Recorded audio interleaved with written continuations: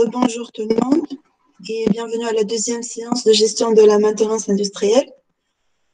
La dernière séance, vous n'étiez pas très nombreux, mais j'espère que vous avez jeté quand même un coup d'œil sur ce que nous avons vu sur votre classroom. Et je vais quand même vous rappeler rapidement ce que nous avons discuté samedi dernier. Donc, j'espère que la séance sera interactive. Donc, vous posez des questions, vous proposez des exemples, vous interagissez avec ce qui va être présenté dans le cours. Pour le rappel, donc, la première chose qu'on a discutée la dernière fois, c'était qu'est-ce qu'on appelait maintenance en particulier industrielle. Et on a dit, moi et vos camarades, nous avons dit que proposer une définition qui présente en général ce que la maintenance industrielle en particulier. Donc, on a dit que la maintenance peut être définie comme étant un ensemble d'activités qui peuvent être techniques ou de management, qui doivent être les deux en fait, qui ont pour objectif de ou bien maintenir un bien en bon fonctionnement, ou bien récupérer ou rétablir ce bien en état de bon fonctionnement.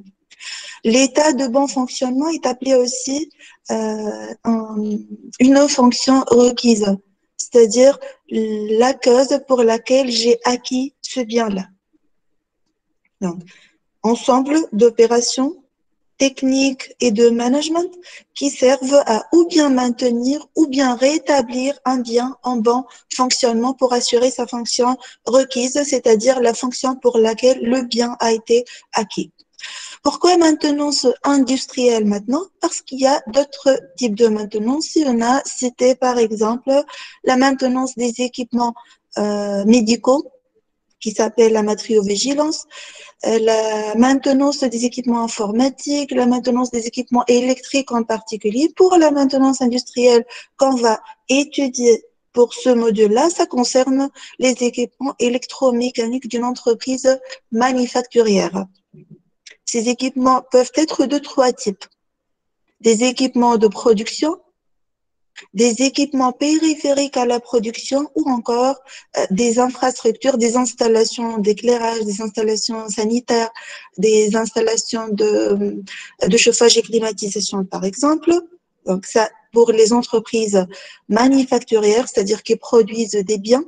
Pour les entreprises de services telles que les hôtels, les cliniques par exemple, les écoles telles que Esprit, la maintenance industrielle peut s'intéresser à l'infrastructure, aux installations, par exemple, ou encore aux voitures, si on a des voitures à maintenir.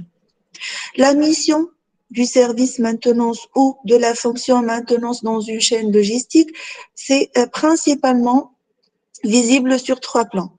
Sur le plan technique, c'est-à-dire un objectif de accroître ce qu'on a appelé la durée de vie ou augmenter la disponibilité et la fiabilité des équipements. Sur le plan économique, qui revient principalement à minimiser ou à réduire ce qu'on a appelé le coût de défaillance. Le coût de défaillance, comme on a déjà dit, et je vous le rappelle encore, se divise en deux grandes parties. Les coûts directs et les coûts indirects. Les coûts directs, ce sont les coûts directement liés à l'intervention de la maintenance, qui sont principalement les pièces de rechange, le coût de la main-d'œuvre, et si on a des outils ou des équipements utilisés pour l'intervention. Et les coûts indirects, c'est principalement les indemnités, si on a des retards dus à l'arrêt, le coût de l'arrêt en lui-même qu'on appelait manque à gagner, c'est-à-dire qu'est-ce que je pouvais gagner si je n'avais pas d'arrêt. Et ça peut être aussi une perte de la part de marché pour une mauvaise réputation due au retard de livraison, par exemple. Donc ça, c'est sur le plan économique. La mission de la maintenance sur le plan économique revient à minimiser au maximum le coût de la défaillance ou de l'intervention qui va avoir des conséquences sur le coût de défaillance automatique. Le troisième plan, c'est le plan sociétal qui revient principalement à la diminution de ce qu'on appelait le risque d'accident. Avoir des équipements bien maintenus, diminuer le risque d'accident pour les employés. Et on a vu dans une logique qu'on a appelée de TPM, on va voir ça en détail, un des objectifs du service maintenant, c'est d'approuver le travail en équipe entre les différents services de l'entreprise. Cette mission, voilà, ces trois missions de la maintenance industrielle peuvent être assurées en la divisant en trois fonctions principales.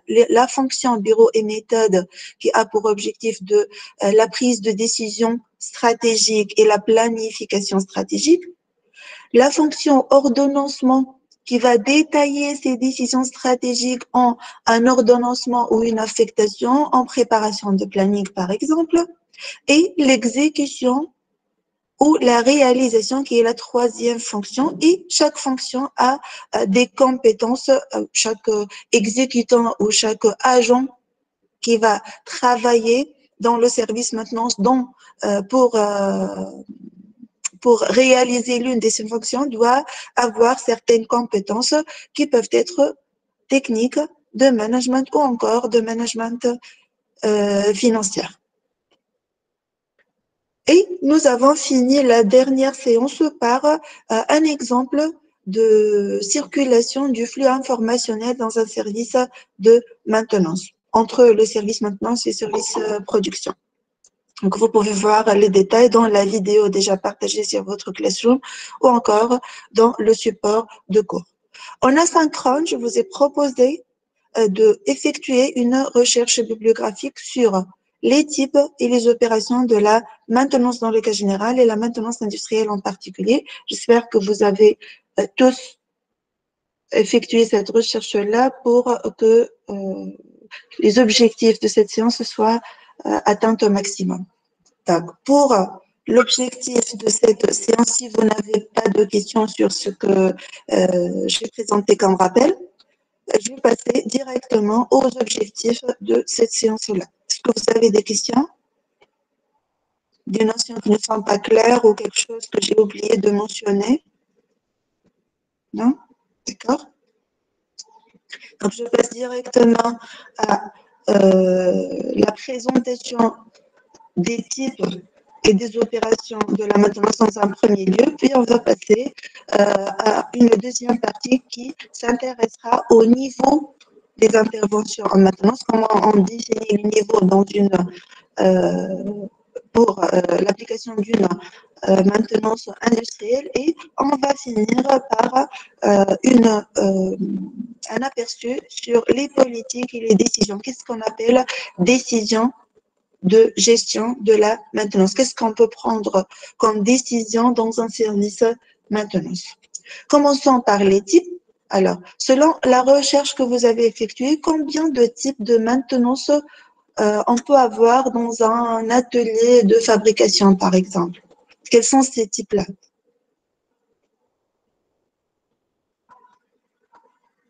Alors, deux types, madame. quels sont ces deux types? Préventive ou corrective. Préventive et corrective. On peut effectuer des opérations de maintenance préventive ou corrective. Commençons par exemple par la maintenance corrective. Ça consiste en quoi? C'est quoi la maintenance corrective? Ou exemple d'intervention corrective? conditionnelle. Conditionnel, c'est correctif? Curative et palliative. D'accord. Réparer. La maintenance corrective, déjà, il y a deux sous-types qui sont palliatives, la maintenance palliative et la maintenance curative. Déjà, il y a une différence, une nuance de différence entre ces deux sous-types, si vous voulez, mais commençons tout d'abord par exemple, citer un exemple de maintenance corrective. Atini, une intervention corrective concrète. Madame, réparer une panne. Déjà, merci. Désolée si je mentionne pas les noms, j'arrive pas à vous voir. Je partage la présentation, mais lorsque je dis merci, c'est merci pour celui qui a répondu. Hein. Alors, corriger, le fait de dire réparer, c'est déjà une maintenance corrective.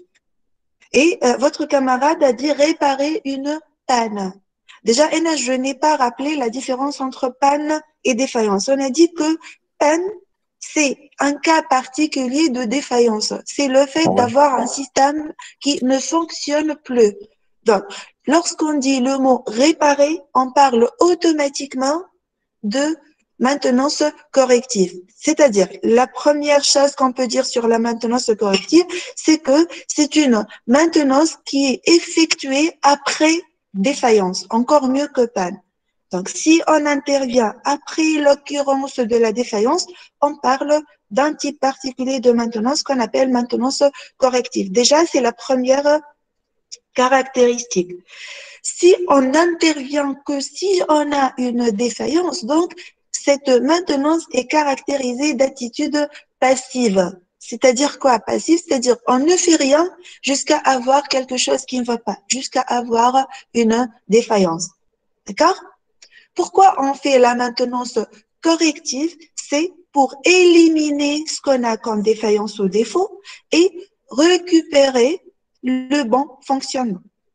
D'accord? Donc, voilà les trois caractéristiques principales d'une maintenance corrective.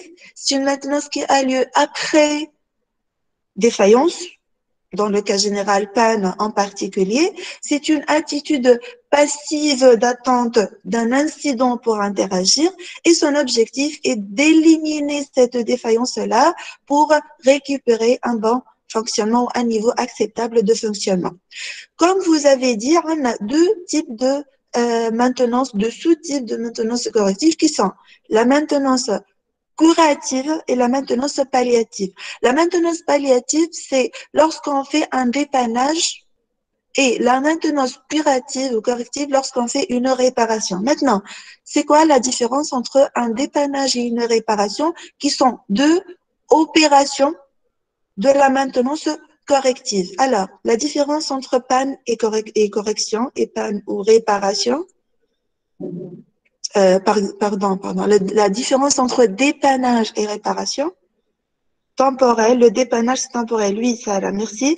Donc, comme vous le savez, un dépannage, c'est le fait d'effectuer une intervention pour une durée courte, en attendant la réparation. Et là, on parle de maintenance palliative. Lorsqu'on élimine définitivement cette défaillance-là, on parle de réparation. Un exemple concret que vous pouvez citer, s'il vous plaît? Est-ce que vous pouvez citer un exemple que vous connaissez tous? Pour une voiture, si vous avez une Changer une voiture, roue. changer la roue, quand est-ce qu'on dit que c'est un dépannage et quand est-ce qu'on dit que c'est une réparation? Dépannage avec le secours. Donc, si on met la roue de secours, ça sera une maintenance palliative à travers un dépannage. Si on répare la roue crevée, par exemple, on dit qu'on a réparé la défaillance et on parle de maintenance curative. Merci. Donc, voilà ce qu'on peut dire comme une première définition pour la maintenance corrective. Pour le préventif maintenant, pour la maintenance préventive, contrairement à la maintenance corrective, c'est une maintenance qui a lieu avant la défaillance. Pourquoi? Pourquoi on fait une intervention avant défaillance? Pour prévenir, pour éliminer ou pour ne pas avoir cette défaillance-là. Ne pas avoir cette défaillance, c'est presque impossible. Donc, on dit la maintenance préventive est appliquée pour diminuer le risque de défaillance. Donc, pour réduire ce qu'on appelle la probabilité de défaillance. On fait la maintenance, les activités de maintenance préventive pour éliminer dans le cas idéal et dans le cas général pour réduire la probabilité de défaillance ou encore de dégradation d'un bien. Et c'est la définition proposée par la norme AFNOR. C'est quoi la norme AFNOR? Est-ce que vous connaissez qu'est-ce que la norme AFNOR? En langue française. C'est une norme française, A pour dire l'Association française de normalisation, et voilà, c'est une association qui propose, comme son nom l'indique, une normalisation des différentes définitions, des différents concepts liés à la maintenance, à la production ou à toute autre activité dans le domaine industriel, dans l'objectif d'avoir des définitions normalisées compréhensible par tout le monde de la même manière. Donc, la définition AFNOR proposée pour la maintenance préventive est la définition écrite devant vous qui consiste surtout à dire que la maintenance préventive, c'est une maintenance qui a lieu après défaillance dans l'objectif de réduire la probabilité d'avoir cette défaillance-là. Les activités de la maintenance préventive, contrairement au correctif qui est déclenché par la défaillance elle-même, les activités de maintenance préventive sont déclenchées de deux manières. Ou bien selon un échéancier préétabli, c'est-à-dire par exemple un planning déjà défini chaque lundi, chaque mois, chaque année, un échéancier selon un nombre une période de temps, ou encore, et dans ce cas on parle de maintenance systématique si on a un échéancier, si on contrôle l'état du bien et dépendamment de cet état, on intervient ou on prend la décision d'intervenir ou pas, on parle de maintenance conditionnelle. Et dans les deux cas, on a bien sûr une maintenance préventive puisque l'action a lieu avant défaillance. Est-ce que vous pouvez me donner un exemple de maintenance? La même action, la même activité de maintenance peut être considérée dans deux circonstances différentes comme maintenance conditionnelle et maintenance systématique. Toujours en relation avec les voitures. Alors, si on prend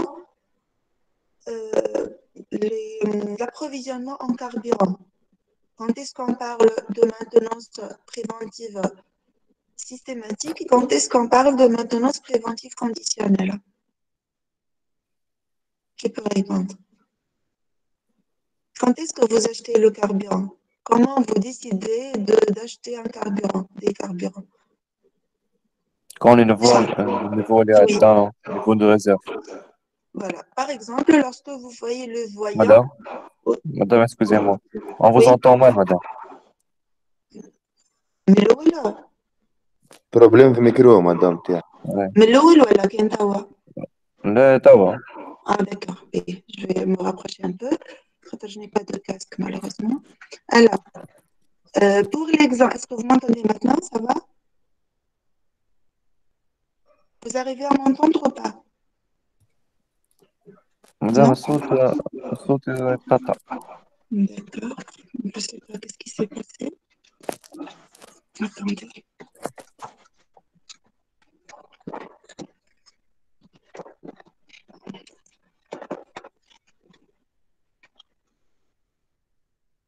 Maintenant, ça va? Il y a encore des problèmes? Oui. Je ne sais pas qu'est-ce qui s'est passé. Malheureusement. Alors, est-ce que c'est corrigé? Est-ce que le problème est corrigé? Ça va mieux, madame. D'accord. Alors, je reprends rapidement. Je pense que Amine a dit que on peut approvisionner le carburant lorsque on voit le voyant s'allumer. Dans ce cas, c'est une maintenance préventive conditionnelle ou systématique? Conditionnel. C'est conditionnel parce qu'on a Une seuil. attendu, voilà, parce qu'on a attendu quelque chose arriver pour intervenir. D'accord? C'est préventif parce que on a toujours un peu de carburant dans le réservoir. D'accord? Quand est-ce qu'on parle de maintenance préventive systématique pour les carburants toujours? Lorsqu'on dit, par exemple, qu'on va approvisionner chaque lundi, on va faire le plein, par exemple. Ou après un certain nombre de kilomètres, on va faire le plein, voilà, on va remplir du carburant. D'accord? Donc, si on définit au préalable la période qui sépare deux interventions, on parle de maintenance vidange aussi. Oui, c'est le même cas pour, c'est la même situation du vidange, ça, là, oui. Alors, donc, si on parle d'une période prédéfinie, on parle de maintenance systématique. Si on parle d'une condition, d'un état du bien pour intervenir, pour prendre la décision d'intervenir ou pas, on parle de maintenance conditionnelle. Et c'est ce qui est expliqué ici. Donc, la maintenance préventive systématique, elle est effectuée selon ce qu'on appelle un échéancier établi au préalable. Cet échéancier peut être un intervalle de temps, un nombre de kilomètres, un nombre de productions. Par exemple, si on parle des lames de coupe, après un certain nombre de cours, on va changer d'outil de cours, par exemple. Ça consiste à un changement ou à une réparation systématique de l'organe, quel que soit l'état du bien.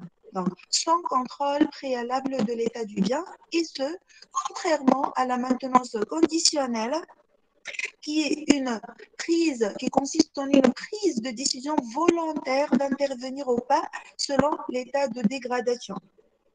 Par exemple, on peut avoir, par exemple, une activité dans un environnement où on a une température qui doit être maintenue à 100 degrés, plus ou moins 5. Donc, c'est entre 95 et 105 degrés. La maintenance conditionnelle qu'on peut mettre en place, c'est de contrôler continuellement la température par des mesures discrètes, par des mesures continues à travers un ordinateur, par exemple, ou tout simplement en effectuant des mesures discrètes, en envoyant un employé in situ sur place. Donc, on mesure la température. Lorsque la température atteint, par exemple, 85 degrés, on veut la maintenir au-dessous de 95. Lorsque la température atteint 85 degrés, on peut décider d'intervenir pour refroidir le système par un fluide, on peut le refroidir par un ventilateur, on peut tout simplement arrêter la production si c'est possible pour quelque temps jusqu'à refroidissement du système. Mais ceci est avant d'atteindre la défaillance qu'on a définie. Pour nous, l'objectif, c'est de ne pas atteindre 95 degrés. Donc, la procédure de mesure, de prendre la décision et d'intervenir pour refroidir le système, c'est toute une procédure de maintenance conditionnelle. La maintenance préventive conditionnelle est, si on veut mettre une procédure de maintenance préventive conditionnelle, c'est la procédure la plus difficile, la plus compliquée à mettre en place.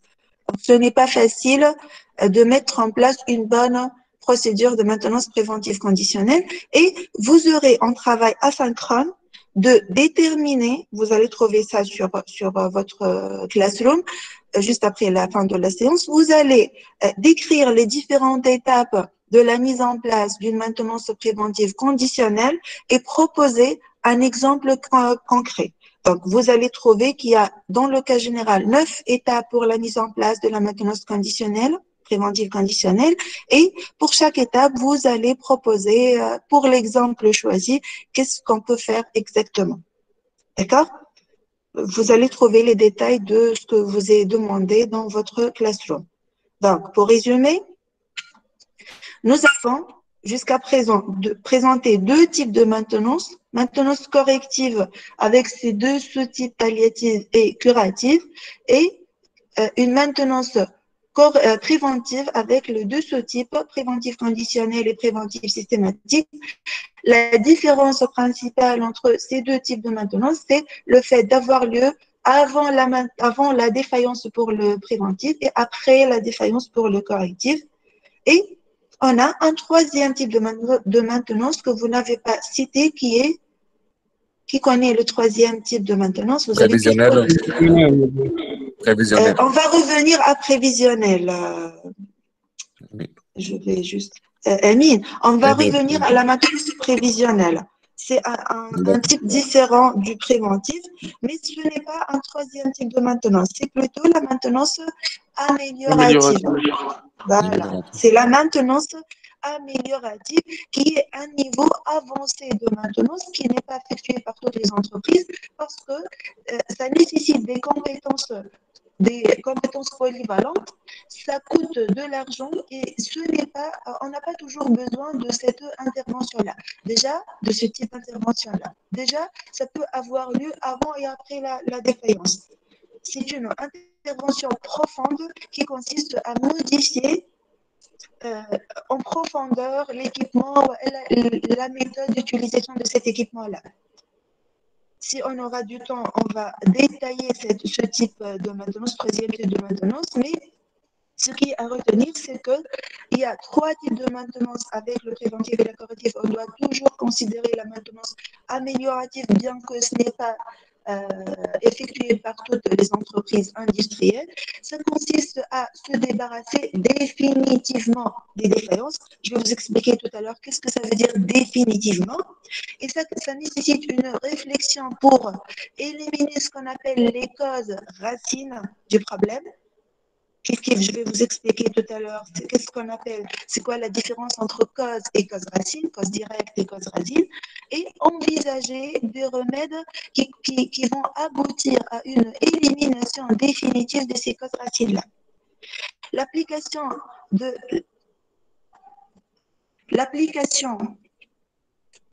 j'essaie de ne pas bouger, mais je ne sais pas pourquoi la qualité elle est variable. C'est pour tout le monde, la qualité elle n'est pas bonne? Oui, madame. Et maintenant, ça va? Oui. D'accord. Là, ça va. B. Alors, vous m'en rappelez si la qualité se dégrade, s'il vous plaît. Hein? Dès que la qualité se dégrade, même comme écrit un message, je vais essayer de ne pas me bouger, mais bon, on va voir. B. Alors, la maintenance améliorative, elle est appliquée surtout dans l'objectif d'appliquer ce qu'on appelle un chantier Kaizen. Vous allez voir le Kaizen en détail dans le module Lean Manufacturing. Kaizen, c'est-à-dire bien, c'est-à-dire avoir un chantier pour effectuer des petites améliorations. Parmi ces petites améliorations, on peut proposer un chantier de maintenance améliorative. On va discuter ça en détail pour le module avec le module Lean Manufacturing, le Kaizen. Emine a dit que il y a, je vais revenir à ça, puisque Emine a évoqué la maintenance prévisionnelle. Je vais insister sur la différence entre la maintenance préventive et la maintenance prévisionnelle. La maintenance, ça va? Madame, vous pouvez désactiver le micro du PC et activer le micro de téléphone. Je n'ai pas de micro, malheureusement. J'ai un micro, mais vos camarades ont dit que la qualité n'est pas bonne pour le micro aussi. Je ne sais pas, le PC, il est bien, mais j'ai remarqué que c'est à chaque fois que je change de slide. Je ne sais pas pourquoi. عندك Madame, شكيت là, مدام. عندي إما vos camarades قالوا لي la qualité خايبة زيادة فهمت. آه. Juste téléphone, attendez un peu, madame. je vais essayer. Attendez un peu, hein, attendez un peu. Ouais.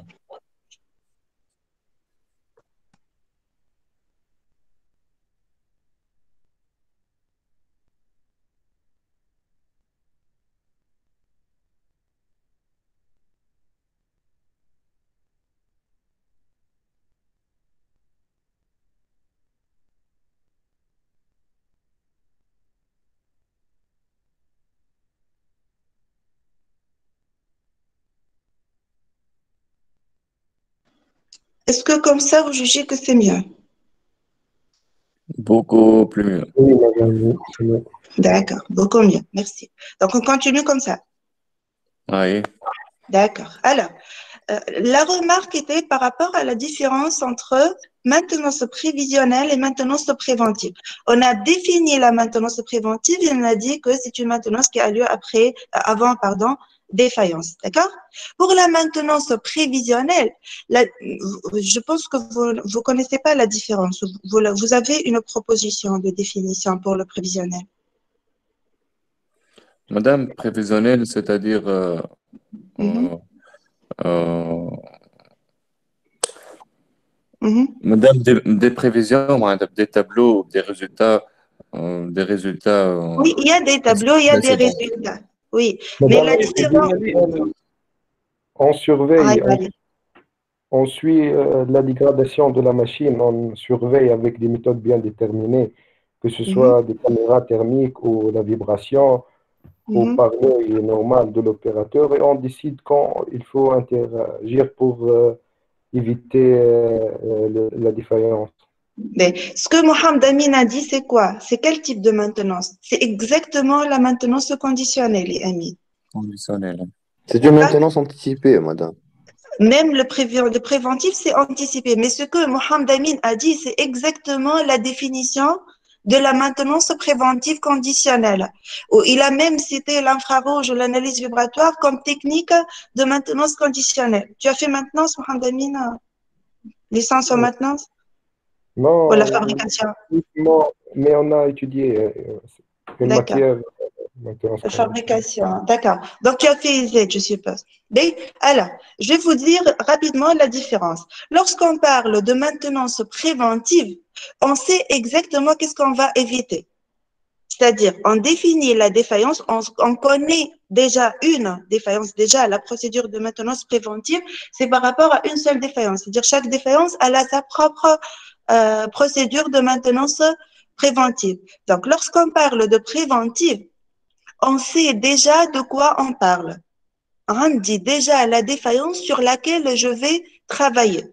Pour la maintenance prévisionnelle et les méthodes de maintenance prévisionnelle, je ne sais pas qu'est-ce que je vais étudier. Donc, la maintenance prévisionnelle consiste à, entre autres, déterminer la liste des défaillances sur lesquelles je vais travailler. Il y a des méthodes d'analyse prévisionnelle, on va les voir, on va voir quelques méthodes dans ce cours-là. On va voir par exemple la méthode d'Ishikawa, la méthode de 5M, la Madame, méthode, c'est juste je termine, Amine, tu interviens s'il te plaît, je termine juste la liste des méthodes, la méthode d'analyse par arbre de défaillance et la méthode INDEC. Donc, pourquoi on applique ces méthodes-là? Pour chercher une liste de défaillances à étudier pour maintenance préventive ou corrective. D'accord? Donc, prévisionnelle, je ne sais pas sur quoi je vais travailler. Préventive, j'ai une défaillance et je vais éviter, je cherche à éviter cette défaillance-là. D'accord? Oui, Amine. Madame, la maintenance préventive prévisionnelle, elle s'intéresse aux analyses des données.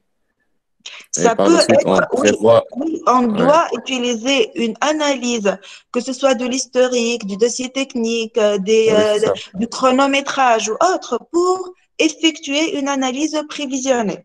Donc, c'est une étape qui précède en fait l'analyse préventive ou corrective. D'accord? Donc, on va voir quelques méthodes. C'est une analyse d'historique, entre autres, de l'historique, si on a un historique, ou elle a du dossier technique, ou elle a comme on peut effectuer des chronométrages, on peut utiliser des méthodes d'analyse. Vous allez voir quelques méthodes d'analyse avec le module qualité ou la autre. Donc, on a par exemple les 5 pourquoi. On a l'Ishikawa, l'arbre de défaillance, l'AMDEC, 5M. Vous allez voir beaucoup de méthodes d'analyse qui peuvent être utilisées, entre autres, pour la maintenance prévisionnelle pour déterminer la liste ou une liste, c'est pas la liste, une liste des défaillances qui peuvent avoir lieu sur un système bien déterminé. Donc, lorsque vous parlez de préventive, c'est pour éviter une défaillance connue qu'on a déjà définie. Lorsqu'on parle de prévisionnel, c'est une analyse pour chercher des éventuelles causes ou des éventuelles défaillances, que ce soit pour la maintenance ou autre. Il faut faire la différence entre ces deux notions. Revenons ici, alors. On a, je m'excuse. Donc, le schéma me présente quoi? On a 3 types principaux de maintenance. La maintenance préventive avec ces deux sous-types systématiques et conditionnels. Maintenance améliorative et maintenance corrective avec le palliatif pour le dépannage, si on a un dépannage, et la maintenance corrective si on a une réparation définitive. Pour la maintenance corrective, toujours, elle a lieu après défaillance, si on a une défaillance partielle ou une panne complète. Pour la maintenance préventive systématique, elle est établie selon un échéancier prédéfini quel que soit l'état du bien. Pour la maintenance conditionnelle, il y a un contrôle préalable de l'état du bien et dépendamment de cet état, il y a une décision volontaire qui est prise d'intervenir ou pas. Comment on peut intervenir? On peut intervenir en effectuant des opérations. Ce qui est sur la dernière ligne ici, ça s'appelle des opérations. On va les détailler par la suite, mais juste on va l'évoquer maintenant puisqu'on a parlé des types de maintenance. Pour la maintenance corrective, on a principalement deux opérations et on a défini ces deux opérations. Dépannage, si on a une intervention pour une courte durée, en attendant une réparation ou une intervention permanente qu'on appelle réparation. Pour la maintenance préventive, on a plusieurs opérations. Les opérations les plus connues, ce sont les inspections, les contrôles et les visites. Je vais vous donner les définitions juste après. D'accord? On a d'autres opérations qu'on va les citer encore après, juste après une petite introduction des opérations de maintenance. D'accord? On peut passer? D'accord. Pour les opérations, il y a principalement ces 5 opérations, mais je vais commencer par expliquer qu'est-ce qu'une opération de maintenance. Si on considère une défaillance quelconque, elle va certainement avoir des causes et des conséquences. Chaque définition a des causes et déjà plusieurs causes et plusieurs conséquences. Alors, on va considérer un cas particulier de défaillance, un exemple sur lequel on va travailler. Et ce sera le cas, quelle que soit la défaillance que vous considérez. On va considérer, par exemple, un arrêt de production.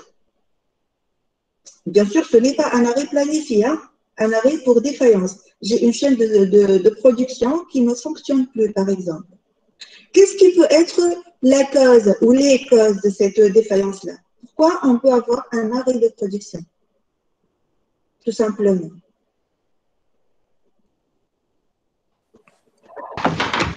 Il y a une machine qui tombe en panne. Voilà, un arrêt technique, un arrêt à cause de défaillance technique, tout simplement. Des machines en panne. Quoi d'autre? De la matière première. Manque de matière première, très bien. Sinon, donc, l'année pour ces deux... Oui, Firas. Oui, Firas. Électricité, madame, et manque de main-d'œuvre. Par exemple, électricité et main-d'œuvre. Les exemples que Ahmed ou Firas ont proposés sont très différents, en fait. Il y a une défaillance technique, il y a une cause technique, il y a une cause liée à la main-d'œuvre, il y a une cause liée à la méthode, liée à la coupure de courant, il y a une cause liée, par exemple, à un accident de travail. On va considérer un exemple simple de cause qui est proposé par Firas déjà, c'est la coupure de courant. On suppose qu'on a un arrêt de production dû à une coupure de courant. Réellement, on doit citer toutes les causes possibles. Je vais vous proposer quelques méthodes, ou une méthode pour la détermination des causes potentielles d'un arrêt de production pour travailler sur ces causes. L'arbre de défaillance, madame. Ça peut être un arbre de défaillance. Comme l'arbre. Ou, oui, ça peut être l'arbre de défaillance ou autre. L'arbre de défaillance. D'accord, entre autres. Mais l'arbre de défaillance, c'est une méthode d'analyse prévisionnelle. C'est plus que... On l'utilise, l'arbre de défaillance, on l'utilise pour la détermination des défaillances plus que l'utilisation pour la détermination des causes. Les causes, on utilise plutôt 5M et l'Ishikawa. D'accord, les 5, pourquoi encore? Mais on peut aussi utiliser l'arbre de défaillance pour déterminer les causes. Alors, pour les conséquences maintenant, l'exemple que j'ai retenu, c'est un exemple, je cite sur ça, c'est un arrêt de production causé par une coupure de courant. Qu'est-ce qui peut engendrer l'arrêt de production? Les causes, les conséquences maintenant. Qu'est-ce qui peut engendrer un arrêt de production? Oui. Oui, Ayal. Manque à gagner. Manque? ما فهمتكش عاود لي. On va perdre de l'argent. On va perdre de l'argent, oui. Pourquoi on va perdre de l'argent? Par exemple, parce qu'on aura des retards. On va perdre du temps, donc de l'argent, madame. On va perdre du temps, donc de l'argent. Donc, kiff, on va considérer, par exemple, qu'on a un ralentissement de la production qui va engendrer par la suite un retard de livraison et des indemnités payées aux clients. D'accord?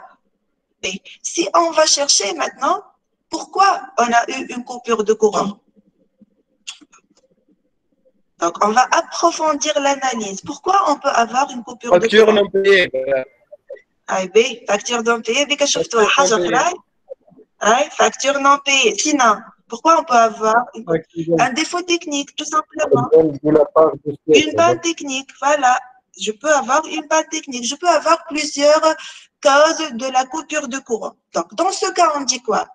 On dit une cause directe et je peux analyser davantage cette cause-là qui est coupure de courant pour détailler les causes appelées causes racines. On va voir que c'est appelé cause racine. Pour les perturbations de la production, peuvent engendrer des retards de livraison qui eux-mêmes peuvent causer Des pénalités. des paiements d'indemnités pour retard de livraison, peuvent engendrer des répercussions sur la réputation sur le marché, etc. D'accord? Lorsqu'on cherche les causes, des causes directes, si vous voulez, on appelle ces causes-là des causes racines. Ces causes racines sont déterminées par différentes méthodes et, oh là là, l'animation, les causes racines peuvent être déterminées par différentes méthodes, je vais vous les montrer par la suite, et les conséquences, donc on a une conséquence directe qui est la perturbation de la production, ou on dit ce qu'on appelle l'effet constaté. C'est-à-dire quoi l'effet constaté? C'est-à-dire pourquoi je vais éviter l'arrêt de production. C'est-à-dire quoi encore? Je peux avoir un arrêt de production qui va causer une perturbation de la production, mais sans arriver à un effet constaté qui est le retard de livraison. Comment, par exemple, comment je peux corriger les perturbations de production sans avoir des retards de livraison? On peut avoir des heures supplémentaires, par exemple. Donc, on a la perturbation. Ouais, sous-traitance. Ouais, et la sous-traitance, très bien. On peut avoir aussi de la sous-traitance. Voilà, donc l'essentiel, c'est d'entreprendre une action pour ne pas atteindre l'effet constaté qui est dans ce cas les retards de livraison. Ces effets constatés vont déclencher surtout la maintenance corrective. C'est ce que je ne veux pas atteindre, ce que je veux éviter en premier lieu. Maintenant, si on a des causes racines et des effets constatés, on va appeler la cause directe une dérive en amont de la défaillance, avant la défaillance, et la conséquence directe avant l'effet constaté, une conséquence ou une dérive en aval. Donc, dans l'exemple, la cause racine, c'est des factures non payées. La dérive en amont ou la cause directe de la défaillance, c'est la coupure de courant qui a engendré la défaillance qu'on est en train d'étudier, qui est l'arrêt de production, qui a engendré une conséquence directe qu'on appelle dérive en aval de la défaillance qui est dans l'exemple la perturbation de la production, de la planification de la production, et l'effet constaté, c'est des retards de livraison. Le service maintenance va agir sur ou bien la cause racine, ou bien la dérive en amont, ou bien la défaillance, la dérive en aval, ou la situation la plus mauvaise, c'est d'agir lorsqu'on a un effet constaté. L'effet constaté, comment on peut constater quelque chose qui ne va pas, qu'est-ce qui peut être visible sur la ligne de production pour s'apercevoir qu'on a quelque chose qui ne va pas? Pour les retards de livraison, comment on peut voir ça? Tout simplement parce qu'on a contrôlé la planification de la livraison et on a trouvé un écart entre les dates planifiées et les dates réalisées. D'accord? Donc, on a des perturbations sur le fonctionnement du système, sur la planification du système.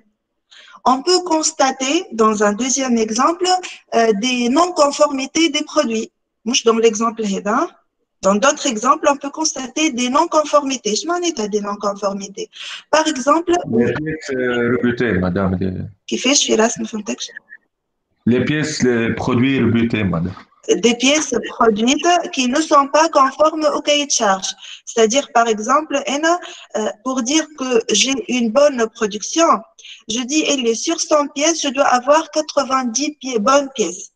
Je constate que j'ai uniquement 80 bonnes pièces. Donc, j'ai constaté l'effet indésirable sur la conformité des produits. Ou bien, il y a un risque d'accident pour un niveau de vibration élevé, il y a l'arrêt brusque peut causer des défaillances, des incidents ou des accidents liés à l'utilisation, etc. D'accord? Donc, si on veut déterminer les effets constatés, on doit prendre en considération le processus, le fonctionnement du processus, c'est-à-dire la qualité de la production. On doit prendre en considération la conformité du produit. On doit prendre en considération le risque d'accident et encore l'état du bien. Mais c'est pas écrit, mais on peut considérer, par exemple, dans le cas d'arrêt de production, je peux constater qu'il y a une panne permanente sur une machine. Une machine a été endommagée en permanence, par exemple. C'est un effet constaté. D'accord?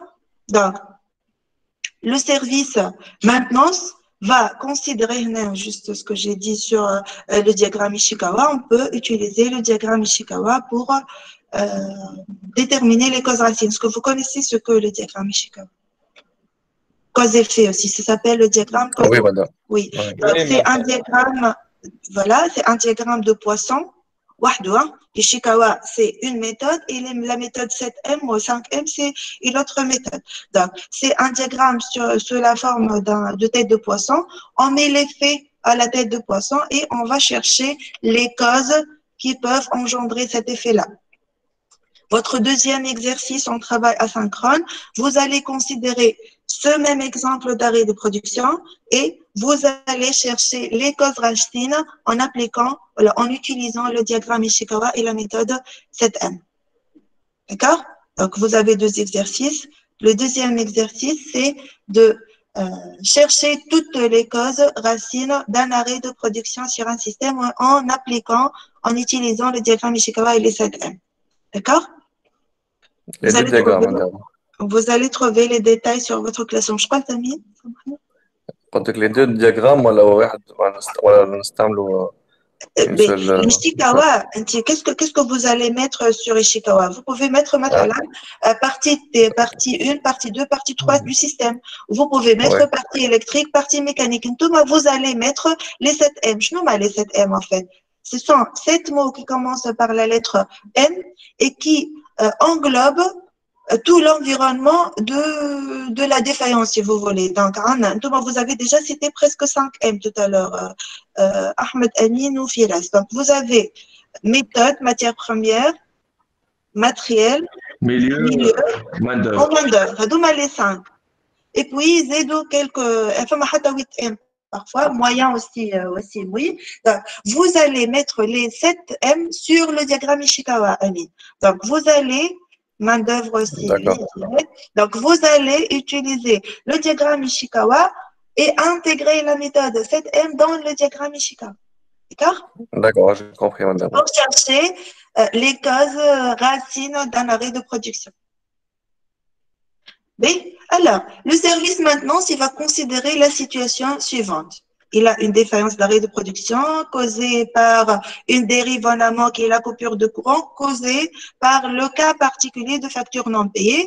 L'arrêt de production a engendré dans un premier temps une perturbation de la planification de la production et par la suite des retards de livraison. Le service maintenance, comment il peut réagir? Il peut réagir de 3 manières. Il peut intervenir directement sur la défaillance.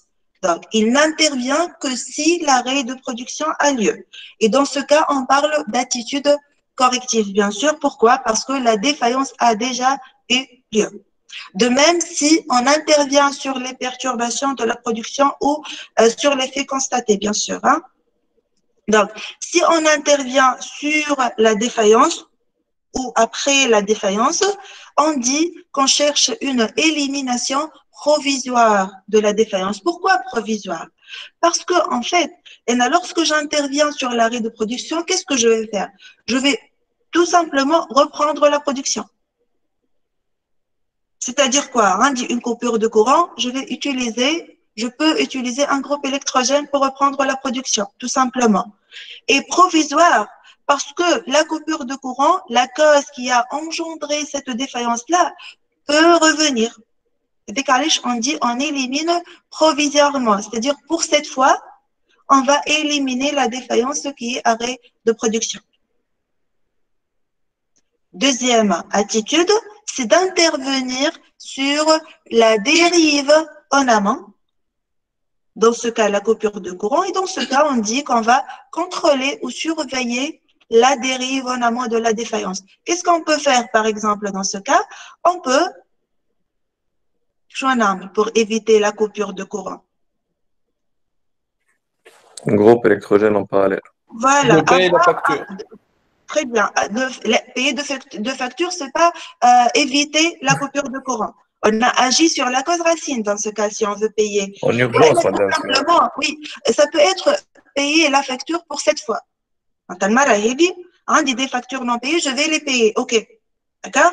Mais si je vais intervenir sur la coupure de courant, c'est ce que Amine a proposé, on va envisager un groupe électrogène, tout simplement. Pour dire quoi? Si j'aurai une coupure de courant, je vais utiliser ce groupe électrogène. Donc, on a surveillé la dérive en amont qui peut causer l'arrêt de production. Le cas particulier de l'arrêt de production causé par une coupure de courant. La troisième attitude maintenant, c'est de agir sur la cause racine. Et dans ce cas, je ne vais pas utiliser le groupe électrogène uniquement. Je ne vais pas payer les factures uniquement, mais je vais chercher pourquoi ces factures n'étaient pas payées et je vais travailler pour que ces factures soient payées dorénavant.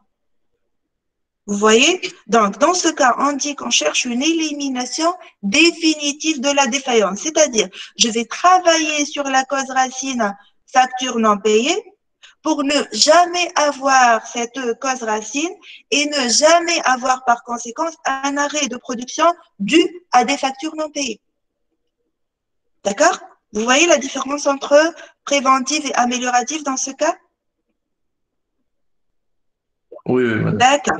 Donc, demain, les trois attitudes ou les trois méthodes d'intervention que peut adopter un service maintenance. Ça dépend de quoi ces attitudes-là? Ça dépend des ressources. Par exemple, je peux savoir, et en tant que responsable de l'entreprise, et non, j'ai un arrêt de production dû aux factures non payées, à des factures non payées, mais je ne peux pas payer les factures parce que je n'ai pas d'argent. Donc, ça dépend des ressources. Ça dépend de est-ce que j'ai un groupe électrogène ou pas, ça dépend, est-ce que j'ai la volonté d'intervenir ou pas. Donc, la politique adoptée par le service maintenance dépend de plusieurs caractéristiques. Ce qui nous intéresse maintenant, c'est que nous avons trois attitudes différentes, dépendent de où je vais intervenir et quand. Est-ce que une fois la défaillance a lieu, et on parle dans ce cas d'une attitude corrective, juste avant, sans chercher les causes racines, on parle d'un contrôle ou une surveillance de la défaillance, de la dérive en amont de la défaillance, ou bien je cherche les causes racines par l'une des méthodes d'analyse prévisionnelle Ishikawa et 5M, entre autres, pour éliminer définitivement ces défaillances-là. On peut intervenir sur les dérives en aval, c'est-à-dire quoi? Avoir des perturbations, comme on a déjà discuté, pour ne pas atteindre l'étape de l'effet constaté. Mais dans ce cas aussi, ça va être une attitude comment? Toujours corrective parce que la défaillance a déjà lieu. D'accord? Une remarque à évoquer, là, c'est que lorsqu'on veut définir l'attitude d'intervention, on doit commencer par définir la défaillance. La première chose à faire, c'est de définir la défaillance. Parce que même la coupure de courant peut être considérée comme une défaillance centrale et puis analyser la dérive en amont et les causes racines aussi. Donc, toujours une procédure, si on veut mettre en place une procédure de maintenance, on doit commencer par définir la défaillance à étudier. Dans ce cas, on a choisi l'exemple d'arrêt de production. D'accord? Ce que j'étais en train d'expliquer tout au long de ce diagramme-là est résumé dans 2 diapositives qui sont les suivantes. Donc, comme la première chose à expliquer, ce sont les effets constatés. Toute intervention est déclenchée suite à un effet constatable ou un effet constaté lié au fonctionnement du processus, à la conformité du produit ou au risque et encore à l'état du bien. Comme vous pouvez considérer aussi l'état du bien. Les causes racines de la défaillance sont déterminées par, entre autres, la méthode des 5M et le diagramme d'Ishikawa. Une fois l'effet est constaté, ou l'effet constaté, pas forcément constaté réellement. Ça peut être dans le cadre d'une procédure de maintenance prévisionnelle. C'est-à-dire que l'étude a montré que je peux avoir des risques de paiement d'indemnité dus à des retards. Donc, l'effet constaté, mouche forcément réellement constaté. Ça peut être des résultats d'une analyse prévisionnelle. Donc, une fois l'effet est constaté, on peut adopter l'une des attitudes correctives, préventives ou amélioratives comme présenté précédemment et comme vous l'aurez dans le diagramme suivant. Donc, ce que j'étais en train de présenter, c'est un exemple particulier d'arrêt de production. Dans ce schéma-là, c'est un schéma commun que vous pouvez trouver sur Internet. Dans mon explication antérieure, n'est pas aussi évidente. Donc, vous avez le défaut, vous avez le dérive en amont, dérive en aval, les causes racines par la méthode de 5M, et là, je vous ai proposé d'utiliser Ishikawa aussi, et les effets constatables ou les effets constatés qui peuvent être liés au système, interruption, voilà, fonctionnement dégradé, qui peut être lié à la conformité du produit ou au risque d'accident, sont les effets constatables. Et si j'interviens directement sur les défauts, j'aurai une attitude corrective. Donc, vous pouvez suivre 1, 2, 3, 6, c'est-à-dire dérive en amont, dérive en aval. Le 3, c'est l'effet constaté. Si j'interviens ici avant même la dérive en amont, on parle d'une attitude corrective. Si j'interviens sur la dérive en amont, je parle d'une attitude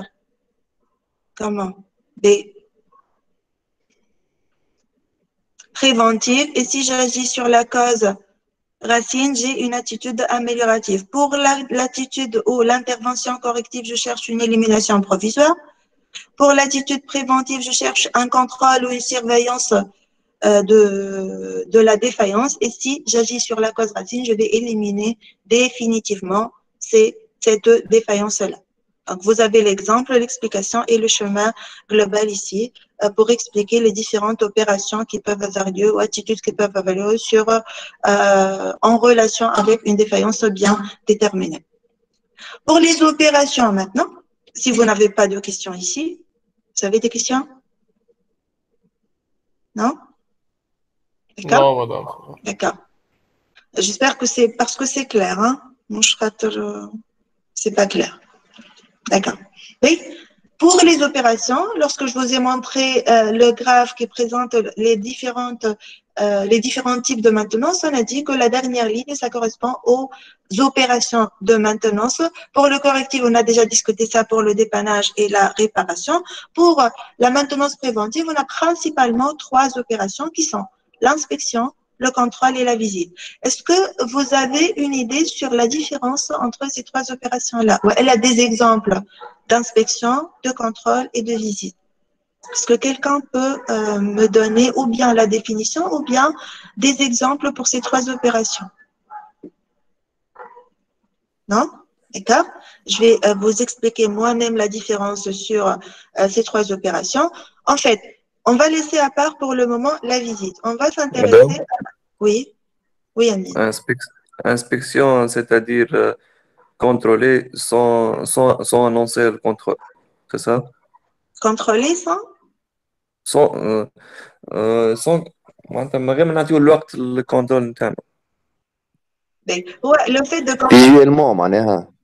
Qui fait? J'ai pas compris la question. Visuellement, c'est l'inspection. L'inspection, ça peut être visuellement. Donc, ce que j'ai apprécié, ce que Amine a dit, il a comparé l'inspection au contrôle. En fait, l'inspection, c'est le fait de planifier des inspections simples, c'est-à-dire sans mesure, sans rien du tout. Ça peut être, par exemple, des rondes journalières. C'est vérifier si on a des fuites apparentes, vérifier si on a un bruit étrange. Vérifier si on a par exemple des solutions chimiques, si on a une coloration étrange. Vérifier le niveau d'huile ou de lubrifiant, si on a un niveau de lubrifiant, mais sans mesurer. C'est visuel, c'est principalement visuel. Ce sont des opérations simples, sans mesure, sans rien du tout. Donc voilà, l'inspection, ce sont des activités. checklist, madame. C'est comme si on a un checklist, voilà, une checklist à cocher. Est-ce que le niveau est bien? Oui. Est-ce que il n'y a pas de fuite? Oui. C'est checklist simple, sans mesure, sans rien du tout. Ce sont des activités de surveillance généralement journalières, dans le cadre généralement aussi de ronde. C'est-à-dire n'importe quel ouvrier, n'importe quel intervenant dans le service maintenance qui est présent dans l'atelier peut effectuer cette inspection-là pour, entre autres, détecter des défauts de lubrification pour les niveaux d'huile, comme je vous ai dit. Ça peut être des écarts, mais sans mesure toujours de pression, de température, de vibration, des détections visuelles, des fuites, etc. D'accord? On peut éventuellement effectuer des dépannages simples, comme un réglage de voltage, par exemple, ou alors remplacer une lampe grillée ou autre. L'essentiel, ce sont des opérations généralement journalières, simples dans le cadre de ronde.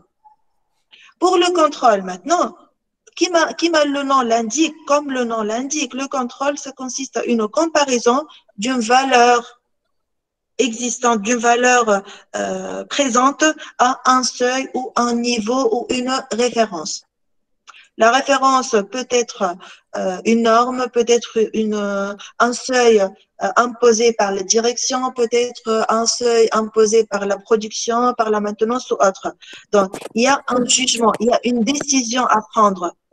C'est-à-dire, on va dire c'est bien ou c'est mauvais. On va dire c'est plus grand que le normal, c'est plus important que le normal, ou là c'est normal ou autre. D'accord? Donc, il y a un jugement à faire par rapport à une référence ou à un seuil déjà défini. D'accord? Vous voyez la différence entre contrôle et inspection. C'est une vérification d'une conformité par rapport à une norme ou à une référence ou à un seuil. Cette vérification doit être suivie par un jugement. Ce jugement, il est arrêter la production. Ça peut être régler des paramètres, ça peut être intervenir en maintenance préventive, intervenir en maintenance corrective, etc. L'essentiel qu'il y a une vérification de conformité suivie d'un jugement. D'accord? Contrairement à l'inspection qui n'a aucune exigence de comparaison ni de prise de mesure. Pour la visite, elle est généralement liée à un arrêt de production. Donc, ça peut être une visite pour audit, par exemple. Ça peut être une visite pour un diagnostic. Ça peut être une visite programmée suite à des anomalies ou à des défaillances importantes constatées sur le fonctionnement du système. Généralement, la visite, ça nécessite un temps plus important que le contrôle et l'inspection. Ça nécessite des investissements plus importants aussi. Ça peut, dans la plupart des cas, exiger des démontages. D'accord? Ça peut exiger des démontages en partie, un démontage complet du système. On parle généralement de visite lorsqu'on parle d'arrêt annuel ou semestriel. Là, dans le cadre des audits de contrôle de conformité. D'accord? Vous voyez la différence? Oui? Oui, oui, voilà. D'accord. Merci, Firas. Donc, pour les opérations de maintenance préventive. Pour le correctif, on a déjà discuté ça. On ne va pas se tarder sur le dépannage qui est une intervention corrective pour une courte durée en attendant la réparation définitive qui est appelée une réparation. À part les opérations de maintenance préventive et corrective, on peut trouver dans le service maintenance des opérations de travaux d'amélioration, de modernisation, de rénovation ou de reconstruction qui sont généralement liées à la maintenance améliorative. Rénovation, modernisation, ça peut être par exemple automatisation d'une chaîne de production manuelle ou d'une activité de production, toute la chaîne, d'une étape de la production, par exemple. La reconstruction, ça peut être modification de la fonction d'un équipement. Un équipement a été utilisé pour une fonction bien déterminée et là, je l'utilise pour autre chose. C'était par exemple un outil de production, je le transforme ou je le réutilise autrement pour la recherche, par exemple. D'accord?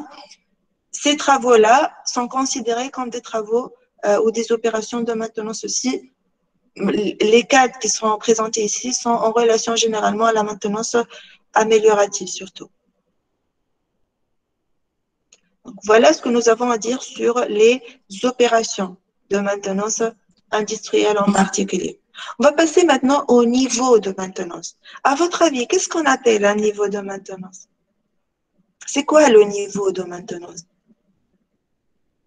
A-t-il un exemple d'intervention? Exemple concret d'intervention. Il y a deux exemples concrets d'intervention pour comparer.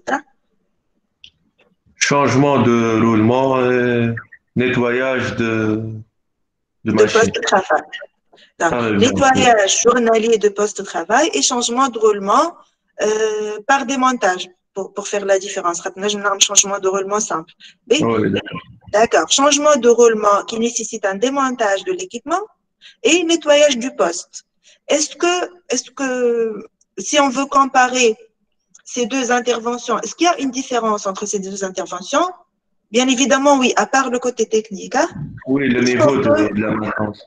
Et, comment tu as jugé et le niveau de maintenance est différent dans ces deux-là? Le changement de roulement est plus complexe ou quelque chose comme ça. Voilà, ça a une relation avec la complexité de l'intervention.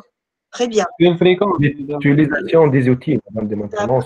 L'utilisation des outils aussi. Ce sont les outils utilisés qui diffèrent entre ces deux interventions. Donc, le profondeur ou la complexité de l'intervention, les outils, oui, si ça nécessite un démontage, ça, c'est une intervention plus profonde et plus compliquée que le nettoyage. C'est l'intervenant aussi, la qualification de l'intervenant.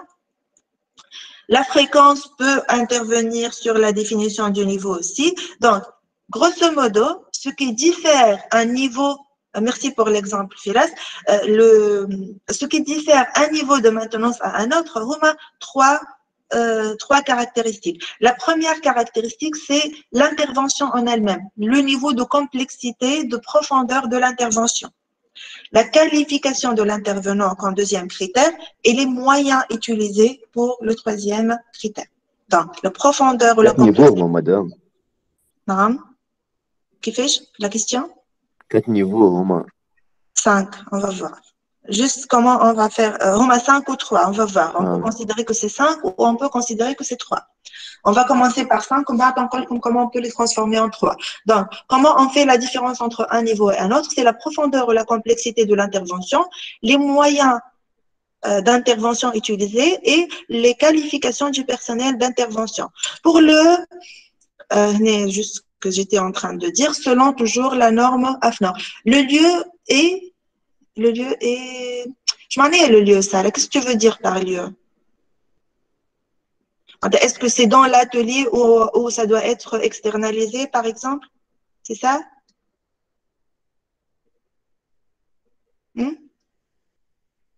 Sarah. Qu'est-ce que tu veux dire par lieu? Si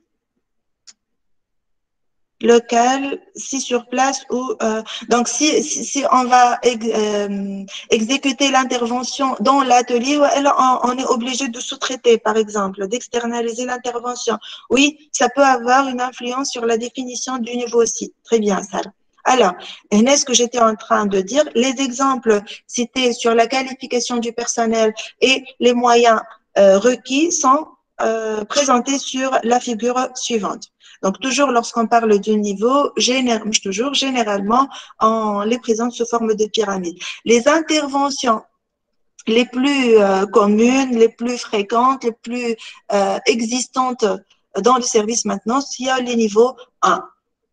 Ce sont des actions simples qui peuvent être exécutées par n'importe quel opérateur, je parle de compétences, quel opérateur de maintenance sur place dans l'atelier et qui nécessite des outillages légers ou qui ne nécessite même pas des outillages.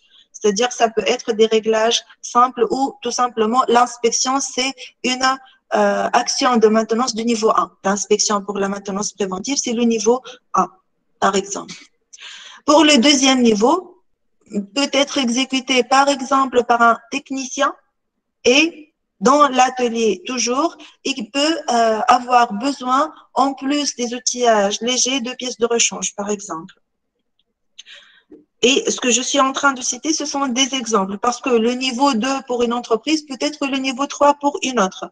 Mais c'est un exemple de différence entre les outillages utilisés, les moyens requis et le personnel d'intervention pour un niveau bien déterminé. Pour le troisième niveau, ça peut être des actions nécessitant des procédures, mais des procédures qui sont un peu plus compliquées que les procédures du deuxième niveau.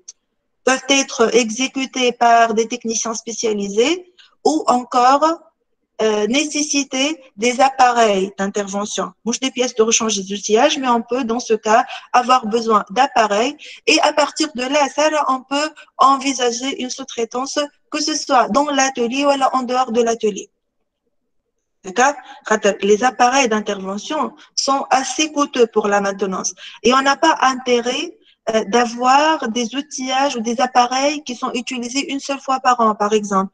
Ça coûte cher et la rentabilité n'est pas, l'utilisation n'est pas en harmonie avec le coût de ces appareils-là. Donc, troisième niveau peut exiger un technicien spécialisé. Donc, la différence entre technicien et technicien spécialisé. Le troisième niveau peut exiger, par exemple, un électricien. Moi, un technicien à carreau. Un mécanicien ne peut pas intervenir pour les actions de niveau 3, par exemple. On arrive au niveau 4. Ce sont des opérations qui nécessitent une maîtrise technique. Généralement, le niveau 4… Un expert. Voilà, ça peut être un expert ou un expert. On peut avoir besoin d'une équipe. Ça peut être des opérations qui nécessitent une maîtrise technique et des connaissances en électricité et en mécanique, par exemple. Donc, on peut, à partir du quatrième niveau des opérations du niveau 4, avoir besoin pas de un seul intervenant, mais plutôt d'une équipe d'intervention qui aura besoin d'outillage standard et appareil, mais plutôt d'outillage spécialisé. Là, on parle de démontage, par exemple. Si on veut parler des opérations de maintenance préventive, l'opération qui peut être considérée de niveau 4, c'est la visite. La visite, c'est une intervention de niveau au moins 4. Quand ça nécessite, le démontage nécessite une équipe de techniciens et non pas un seul technicien, et ça nécessite un outillage spécialisé de démontage, au moins pour la dimension. D'accord? Pour le cinquième niveau, ce sont des travaux de construction. Le cinquième niveau, c'est la maintenance améliorative. Ça nécessite des équipes dites complètes, polyvalentes, un atelier central et des moyens de fabrication. C'est-à-dire amélioration, liées à la rénovation, modernisation, reconstruction, etc. Donc, c'est un exemple des moyens et du personnel, de la qualification du personnel qui va intervenir pour les différents types de maintenance. Sur le tableau l'année, vous avez d'autres exemples. Pour le personnel, pour le niveau 1, on a un exploitant. Pour le niveau 2, un technicien habilité qui peut être appelé dépanneur. Et on évolue avec les compétences en s'approchant du niveau 5 qui est toujours le niveau de construction ou de fabrication. De même pour les moyens requis, ça commence par un outillage léger pour le niveau 1 et ça se termine par des moyens proches des moyens de construction liés à ce qui a été présenté dans la figure précédente. La définition proposée ici pour les niveaux de maintenance, c'est la définition de l'AFNOR aussi. Donc, pratiquement toutes les définitions que vous aurez en cours, ce sera en se basant sur la norme AFNOR, qui est la norme adoptée en Tunisie pour toutes les définitions en relation avec la maintenance, la production, la qualité ou autre. On peut parfois avoir recours à d'autres normes, mais la norme la plus utilisée, il y a la norme AFNOR. D'accord? Donc, voilà ce que j'ai à vous présenter pour les différents niveaux de maintenance, les 5 niveaux de maintenance. Maintenant, votre camarade a posé la question tout à l'heure, est-ce que ce sont 4 niveaux? Maintenant, si vous êtes dans une entreprise industrielle, on va vous dire qu'ils ont 3 niveaux de maintenance. Le niveau 1, 2, 3, 1 pour le niveau 1 et 2, je vous ai déjà présenté. 3 et 4 sont regroupés pour le niveau 2 et le niveau 3, c'est pour la fabrication ou la reconstruction. Si on a 3 niveaux d'opération de maintenance, on parle entre autres. C'est pas uniquement ce critère de qualification, de classification des niveaux de maintenance. Si on va adopter la logique de Total Protective Maintenance, on doit définir 3 niveaux de maintenance, qui est le niveau 1, 2, 3. 1 pour les interventions simples qui ne nécessitent pas de compétences particulières ni d'outillage particulier. 2 pour les interventions spécialisées qui nécessitent des équipes de travail et des outils standards et des moyens de production qui peuvent être externalisés ou autres. Et le niveau 3, c'est toujours le niveau de construction et de fabrication. Vous avez ici quelques exemples pour chaque niveau de maintenance. Pour le niveau 1, on considère comme les réglages simples tels que et toutes les opérations d'inspection pour les opérations préventives, par exemple, et tout en approfondissant l'intervention, on atteint le niveau 5 qui est le niveau de reconstruction, voilà, de rénovation. Ça peut être aussi des réparations importantes. L'exemple d'arrêt de production de tout à l'heure, si l'arrêt de production est dû à une panne technique, par exemple, qui nécessite un démontage ou un remplacement du moteur, par exemple, je vais aller très loin avec cette panne-là, on peut considérer que c'est un niveau 5. Et ce sont des exemples parce que je vous rappelle que le niveau 3, l'identification de diagnostic, par exemple, pour l'exemple cité ici, c'est le niveau 3. Pour une entreprise qui a une activité assez critique, peut être considérée comme niveau 4 ou même 5. Donc, vous avez quelques exemples de intervention, de niveau d'intervention de maintenance. Oui, Madame, par exemple, dans une industrie, je vais changer un moteur ou un compresseur d'une machine. Ça m'a niveau 5 ou bien 3. قلت لك ça dépend. انت اذا كان انا ce que je dis هكا grosso modo sans avoir des informations sur l'industrie. Lorsqu'on dit changement de moteur, donc ça nécessite un arrêt, un démontage, ou un risque de détérioration de l'équipement si l'intervention n'a pas été bien faite. Et là, je dirais que c'est un niveau au moins 4. Au moins 4. D'accord? Oui. Maintenant, si c'est au moins un niveau 4. Lorsque l'intervenant n'a pas les compétences nécessaires, ça devient un niveau 5. Le risque, il est beaucoup plus important, par exemple. D'accord? Donc, ça dépend de l'activité ou ça dépend aussi, vous allez voir, lorsque vous travaillez, lorsque vous allez mettre en place une politique de maintenance, c'est à vous de définir les niveaux. Vous allez proposer une grille d'évaluation des interventions.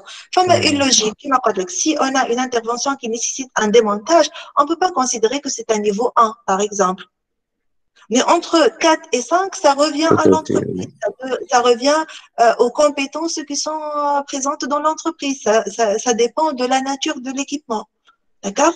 Et de risque aussi. Oui. Ça dépend, est-ce que lorsque Ouais. je vais démonter et remplacer, ça va créer un risque ou pas. D'accord? D'accord. D'accord. Oui. Donc, voilà, on a terminé avec les niveaux. La dernière partie du cours, ça concerne ce qu'on appelle les décisions de maintenance, les décisions ou les politiques de maintenance. Et on a en partie étudié ces politiques-là. Pourquoi? En fait, pour définir la politique de maintenance d'une entreprise, on doit commencer par définir ce qui va être sous la responsabilité du service maintenance. On a discuté longtemps ça pour la dernière séance et je vous ai rappelé qu'est-ce qui peut être sous la responsabilité du service maintenance au début de la séance. On appelle les équipements qui sont sous la responsabilité du service maintenance du service maintenance de l'entreprise le parc matériel. Donc, la première étape à faire, voilà, à définir pour définir une politique de maintenance dans une entreprise industrielle, c'est de définir qu'est-ce qu'on appelle parc matériel pour cette entreprise-là. Ça peut être formé par le matériel de production, le matériel périphérique à la production et les installations d'infrastructures. Ça peut être formé uniquement par le matériel de production, uniquement par le matériel périphérique. Ça peut être formé par la production périphérique à Kahao, etc. Donc, la première chose à faire, c'est de définir le parc matériel. Et quels sont les équipements qui vont être sous la responsabilité du service maintenance? Ça va influencer le personnel, ça va influer le personnel, ça va influer les moyens, c'est-à-dire les outillages à mettre en place, ça va influer aussi les pièces de rechange, etc. D'accord? Donc, on doit définir le parc matériel. Et la définition peut atteindre jusqu'à une définition d'une arborescence détaillée. On va voir ça ou bien dans la maintenance, soit dans un autre module. On va voir. Donc, l'essentiel, ce qu'il y a à retenir, c'est de définir le parc, commencer par définir le parc matériel. Deuxième étape, c'est de définir le niveau de maintenance. Ahmed, je t'ai dit, je vous ai dit tous, les niveaux de maintenance, c'est une décision à prendre par l'entreprise elle-même. Et elle va définir qu'est-ce qu'elle appelle une intervention de niveau 1 ou l'intervention de niveau 3. Donc, définir le parc matériel, définir le niveau de maintenance. Une fois on a défini ces deux éléments, on passe au troisième élément qui est très important aussi, qui correspond à répondre à 4 questions. Et répondre à 4 questions, c'est-à-dire préparer les conditions de travail selon la réponse à ces 4 questions. Je nomme ces 4 questions. La première, c'est la question de ce qu'on appelle la sous-traitance. Qu'est-ce qu'on va sous-traiter et qu'est-ce qu'on va faire en interne? L'année, vous avez déjà la liste des niveaux, la liste des interventions, les types de maintenance, de parc matériel, et vous avez 2 points extrêmes. Vous pouvez tout sous-traiter, toutes les interventions de maintenance seront sous-traitées, ou bien l'inverse, on va tout faire en interne. Entre ces deux extrémités, on peut, par exemple, sous-traiter les interventions préventives et faire en interne pour les interventions correctives. On peut sous-traiter le niveau 3 et faire en interne les niveaux 1 et 2, etc. Donc, une décision de sous-traiter ou faire en interne. La sous-traitance peut aussi être appelée externalisation. Donc, on dit sous-traiter ou elle est externalisée. Cette décision dépend de quoi? Quelle est la meilleure décision? Sous-traiter ou faire en interne?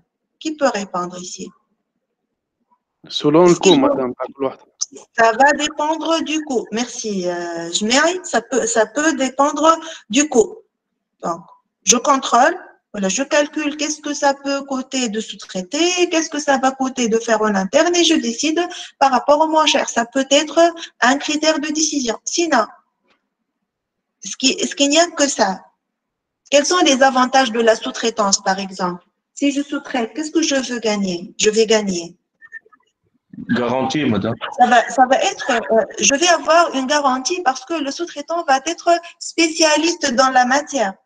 Donc, je vais avoir la garantie de la qualité de l'intervention. Ça peut coûter un peu plus cher, ok? Et moi, je vais garantir, comme à l'exemple du démontage, par exemple. Si j'ai le constructeur qui va démonter l'équipement, j'ai presque 100% de garantie que l'intervention va être réussie.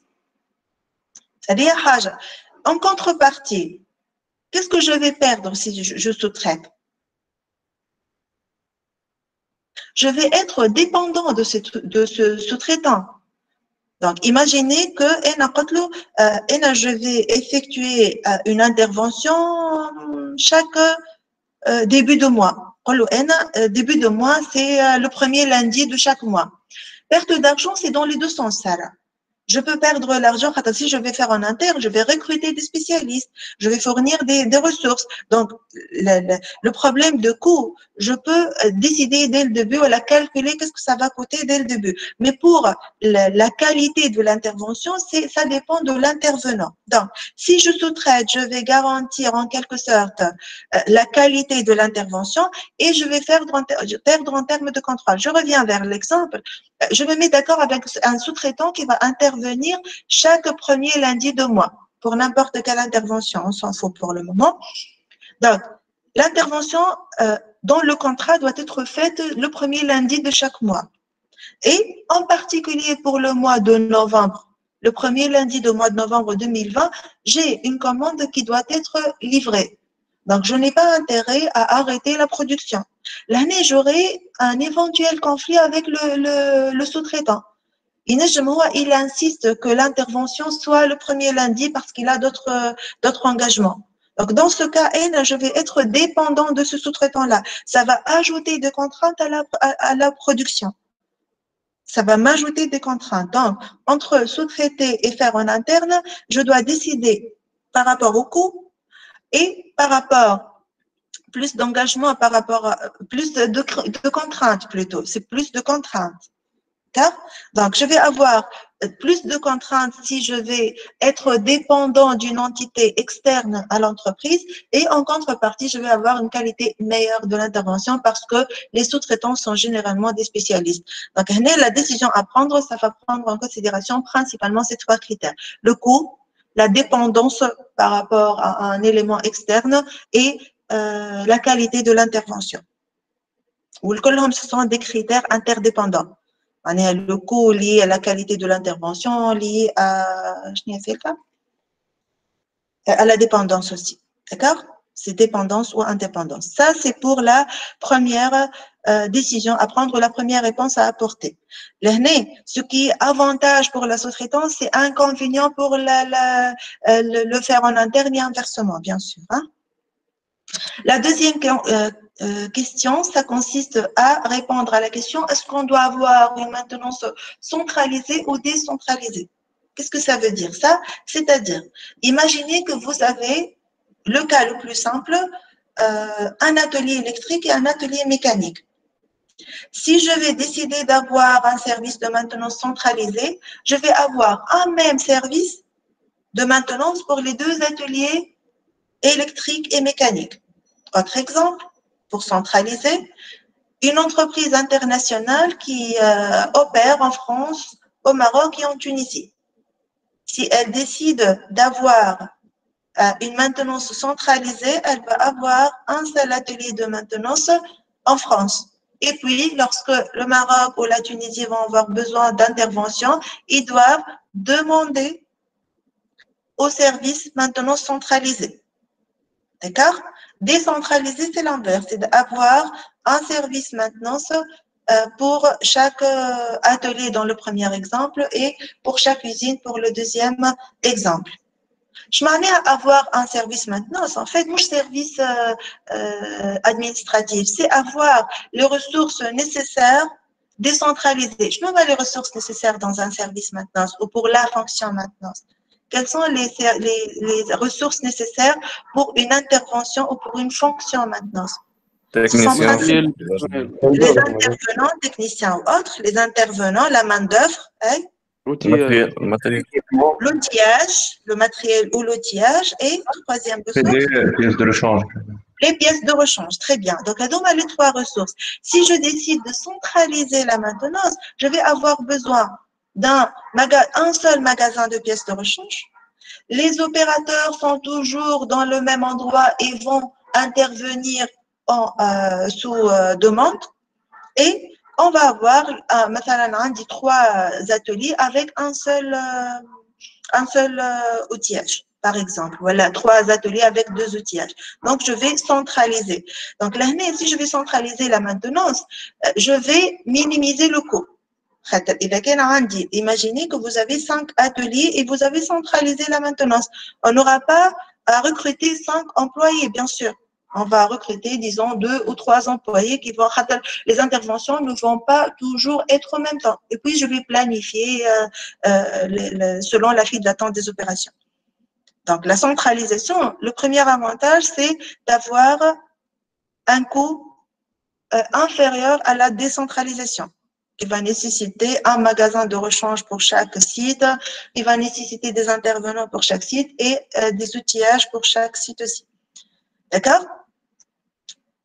En contrepartie, si je vais décentraliser, qu'est-ce que je vais gagner? Les avantages de la décentralisation. Le temps, madame, tu as déplacement. Très bien. Très bien.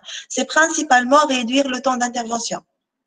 C'est la première chose à gagner si on décentralise. Donc, on peut gagner en termes on peut perdre, entre guillemets, on peut dépenser plus en termes d'argent, mais ce temps réduit d'intervention peut me faire gagner de l'argent aussi. Donc, qui m'a pour la sous-traitance et le faire en interne, on doit calculer qu'est-ce que ça va nous coûter de décentraliser la maintenance, qu'est-ce que ça va nous coûter de centraliser la maintenance et on va estimer est-ce que le gain de temps pour la décentralisation va me rembourser l'investissement supplémentaire lorsque je vais décentraliser la maintenance et puis prendre la décision. D'accord? Donc, l'avantage principal de la décentralisation, c'est le fait de diminuer la durée d'intervention. Et peut-être, on peut dire, si je décentralise, donc celui qui va intervenir va avoir plus d'expertise pour ces équipements-là et l'intervention va être de meilleure qualité, si vous voulez. On peut dire ça aussi. Donc, kiff. La deuxième question dépend du coût et dépend de qu'est-ce que je vais gagner si je vais centraliser ou inversement décentraliser. L'avantage et les inconvénients sont inversés pour la centralisation et la décentralisation. Principalement, c'est un coût plus élevé pour la décentralisation puisqu'on a plus de ressources à mettre en œuvre et un temps plus petit d'intervention, surtout le temps qui précède l'intervention, la préparation à l'intervention va être réduit par rapport à la centralisation dans le cas où on a décentralisé la maintenance. Voilà pour la deuxième question. Est-ce qu'on va adopter une maintenance centralisée ou décentralisée?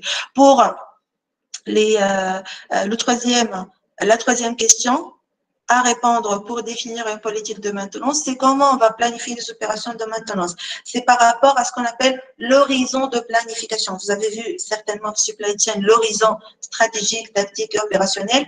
De même pour la maintenance, on peut prendre des décisions stratégiques, des décisions tactiques et des décisions opérationnelles. L'opérationnel, c'est le cas pour toutes les entreprises. Toutes les entreprises prennent des décisions opérationnelles, au niveau opérationnel ou au niveau de l'ordonnancement. La décision à prendre, est-ce qu'on aura à prendre des décisions sur le niveau surtout stratégique? Ça peut être quoi le niveau stratégique? Par exemple, j'ai pris la décision de sous-traiter les interventions préventives. Stratégiquement, je vais envisager dans 2 ou 3 ans faire tout en interne. C'est une décision stratégique. La réponse à cette question-là, est-ce que j'ai cette marge de décision ou pas? Par exemple, est-ce que j'ai la possibilité de recruter des maintenanciers ou pas? De licencier des maintenanciers ou pas? Non. La réponse aux questions, ça va dépendre des décisions prises dans l'entreprise. Pour dire j'ai une politique de maintenance bien définie, je dois déjà avoir ces informations-là. Je dois savoir est-ce que j'ai la possibilité de recruter ou pas. Est-ce que j'ai la possibilité D'accord. d'acheter. D'accord. Comment? Je connais de calme. D'accord, Amine, madame. D'accord, madame, j'ai compris. Ah, d'accord. Donc, c'est répondre à cette question-là. Est-ce qu'on a, si on sait, par exemple, qu'on doit respecter toujours le fait que toutes les interventions de niveau 3 sont sous-traitées, donc automatiquement, lorsque j'ai une défaillance qui nécessite une intervention de niveau 3, j'informe uniquement le service, le responsable du service maintenance qui va intervenir. Si je sais que j'ai les compétences d'intervenir à ce niveau-là et j'ai le choix entre appeler un sous-traitant et faire en interne, c'est pas la même situation. Donc, je vais décider est-ce que je vais faire en interne ou je vais sous-traiter dépendamment des ressources disponibles, par exemple. D'accord? Donc, voilà les informations qui doivent être bien définies pour dire que j'ai une politique bien définie de maintenance. La dernière question maintenant, c'est une question en relation avec les pièces de rechange. La première chose déjà, est-ce que je vais avoir un magasin de rechange ou pas? Je peux prendre la décision de ne pas avoir un magasin de rechange, ou bien parce que je n'ai pas d'argent, je n'ai pas les ressources nécessaires pour avoir un magasin de rechange, ou bien tout simplement parce que les rechanges que j'utilise sont des rechanges standards. Donc, sont toujours disponibles en grande quantité et je n'aurai pas, il n'y a pas une probabilité d'avoir des difficultés pour trouver ces pièces-là. Donc, déjà, je peux prendre la décision de ne pas stocker. Et dans ce cas, si je prends la décision de ne pas stocker, je dois toujours avoir une liste des fournisseurs potentiels qui vont me fournir ces pièces-là, bien sûr. D'accord? Si je décide maintenant de stocker, je dois préparer les moyens logistiques pour le stockage des pièces de rechange en particulier. Les détails du stockage, vous allez le voir en supply chain management, dans le module supply chain management. Je ne sais pas si vous avez vu ça ou pas encore, mais le cas général de management de stockage, de management de la fonction stockage de la chaîne logistique, vous allez voir ça dans le module supply chain management. Ce que vous allez voir dans le cas général, dans le module supply chain, vous pouvez l'appliquer dans le cas particulier de gestion de pièces de rechange. Donc, une fois on a pris la décision de stocker, d'avoir un magasin de stock de pièces de rechange, on doit préparer l'entrepôt, préparer l'agent qui va travailler dans cet entrepôt-là, préparer les conditions de stockage si, par exemple, on aura des pièces électroniques à stocker. Donc, on doit préparer la climatisation, régler l'humidité, etc. On doit décider surtout ce qu'on appelle la gestion de flux de stock et non pas la gestion de stock uniquement. Parce que la préparation de l'entrepôt et des conditions se fait une seule fois. Une fois on a défini les conditions, l'entrepôt, le magasinier, on ne va pas refaire ça tout le temps. Ce qui est refait tout le temps, c'est la gestion du flux de stock, l'approvisionnement et l'exploitation de ce stock-là. Donc, on doit décider déjà qu'est-ce qu'on va stocker? Est-ce que toutes les pièces de rechange ou quelques pièces de rechange? Si on a par exemple une pièce qui est consommée en nombre de 10 par an, est-ce que je vais stocker ces 10 pièces ou là je vais contrôler le niveau et approvisionner chaque fois que ce niveau atteint 3 ou autre? Donc, c'est la politique, c'est comment on va décider l'approvisionnement et quand est-ce qu'on va approvisionner. C'est-à-dire, est-ce que je vais acheter cette pièce de rechange-là ou approvisionner cette pièce de rechange-là chaque début de mois ou elle a contrôlé le niveau et approvisionner une fois le niveau atteint un certain seuil, etc. Donc, c'est répondre aux questions, une fois on a décidé de stocker, bien sûr, répondre aux questions, qu'est-ce que je vais stocker je vais approvisionner ce stock-là avec quelle quantité et quelle date. D'accord? Donc, déjà, décider de stocker ou pas. Si ne pas stocker, prendre des mesures bien déterminées. Si stocker, prendre des mesures de stockage, c'est-à-dire préparer l'entrepôt et autres, et envisager une politique de gestion de flux de stock. Donc, une fois on a déterminé ces trois éléments de politique, on peut dire qu'on a une politique de maintenance dans l'entreprise. Les conséquences de ces éléments-là, que ce soit le parc matériel, les niveaux, elle a la réponse à ces 4 questions, c'est automatiquement le personnel, les intervenants, sur ma qualification. Est-ce que j'aurai besoin d'outillage? Est-ce que je vais avoir un magasin de rechange, etc. Une fois on a répondu à toutes ces questions, on aura une description détaillée du service maintenance, des différentes opérations qui peuvent avoir lieu dans ce service-là, des sous-traitants, des fournisseurs, etc. Lorsqu'on a ces éléments-là, on a toute la politique de maintenance bien définie. D'accord? Donc, qu'est-ce qu'on a vu pour cette séance? J'ai commencé par un rappel. Puis, on a vu les types et les opérations de la maintenance industrielle pour la maintenance préventive, corrective et pour la maintenance améliorative, les opérations de reconstruction, rénovation, automatisation, etc. On a discuté par la suite les niveaux de maintenance qui dépendent de la qualification de l'intervenant, les moyens utilisés et la profondeur de l'intervention. On a cité des exemples et on a fini par les éléments qui doivent être présents pour dire qu'on a bien défini une politique de maintenance qui sont principalement le parc matériel, définir les niveaux de maintenance qui vont être sous-traités, voilà, qui vont être faits en interne, déjà définir les niveaux de maintenance qui vont avoir lieu sur le parc matériel déjà défini et puis répondre aux questions en relation avec la sous-traitance, avec la centralisation, l'horizon de planification des interventions de maintenance et finalement le stockage. Donc, ce que vous allez faire pour terminer les objectifs de cette séance-là, vous allez effectuer